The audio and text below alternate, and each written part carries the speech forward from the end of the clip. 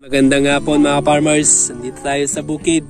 Ito sa mga nagtatanong po sa mga gaya ko na farmers dito sa Pilipinas. Ayan, ito na po yung mga variety po na tinanim po natin. Pero itong papakita ko po sa inyo ay hybrid na wala pang 2 weeks, nasa 1 week po yata. Hindi ko sure kasi nung naghasabog tanim po sila mga farmers. So ito latest po na vlog po natin tungkol po sa palay. So yung papakita ko po sa inyo ay itong direct seeding na ginawa po. Alright, ito po yung sabog tanim. Yan, napakaganda po mga farmers, no? Wala po masyadong damo pa nga sa ngayon, no?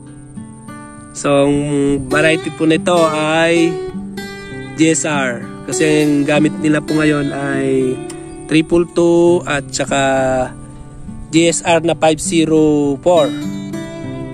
Ito mga farmers. So makita nyo naman po, sabi nila hybrid po ito. Nilagay nila. Yan. Ang ganda po ng tubo po niya. Mga farmers. So ma-classify mo talaga kapag ka-hybrid mga farmers. Kahit sabog tanim po yan ay mabilis siyang lumaki. So, ang ganda po ng pagtubo po niya. Yan, talagang maganda rin yung hybrid na nakuha. So, medyo ano lang, dito sa bungad, maraming kuhol dito sa matubig. Tsaka, hindi siya masyadong makapal. No? Ito lang po sa bungad. Kasi, kung titignan mo dito sa mas mataas, mas maganda po kasi makapal po siya. So ito, kapag kupugan yan ito, madali lang po yan. Transplantan mo lang ng mga tumubo rin. Kasi nga ang hybrid naman, madaling yan, maggipi siya. Kapag nalagaan mo mabuti, may bigay mo yung fertilizer na gusto niya, magipi yan, bubukasan ganon. Like yung mga ginawa ko nung nakaraan, sa mga vlog ko nakita nyo naman, ang ganda po na i-transplant. So ito sabog tanim po, no? So mga farmers, ang maturity date nito ay 105 to 110 days, po. And umani po to ng 200 to 240. Yan. Dun sa transplant. Kasi ito po ay sabog tanim. Pero tingnan po natin kung gaano po kalakas po ito.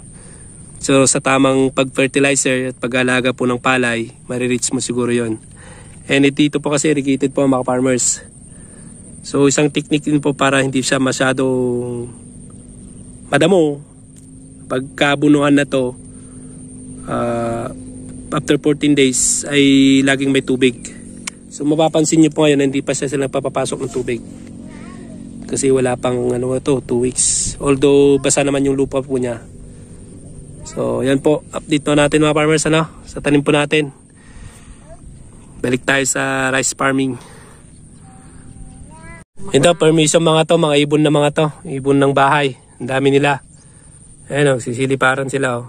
Either two-way po yan ang ginagawa nila. Kumakain po ng sabog tanim. Dahil wala pa siyang tubig, yan pong kinakain po nila. Pangalawa, mga uod. So I think ang kinakain nila mga yung ang dami nila yung palay. So permission mga yan. Pero pag may tubig ito, wala sila diyan. Dami So mga farmers, hanggang dito na po mga farmers update ko kayo ang mga pag ito ay lumalaki na. Para makita natin kung ano po yung mga epekto nito. Ano po yung kagandahan po niya at ano po yung disadvantage saka advantage niya pagdating sa pagpapalaki ng ng hybrid na ito, kasi bago lang po sa amin.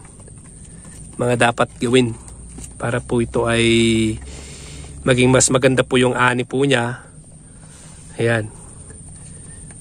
Hybrid rice.